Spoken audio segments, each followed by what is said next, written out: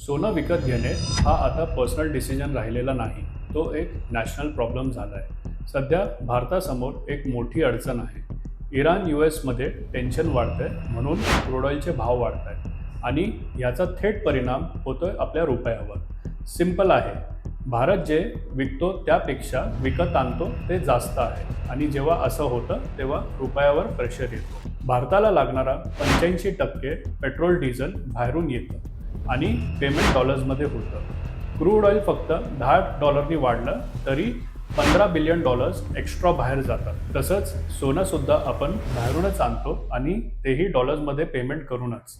म्हणजे पेट्रोलसाठी डॉलर्स बाहेर, सोन्यासाठी डॉलर्स बाहेर, देशाच्या रिझर्व्हवर दोन्ही बाजूंनी प्रेशर. म्हणूनच मोदीजी म्हणाले, कार पुलिंग करा, पेट्रोल वाचवा, सोनं कमी घ्या.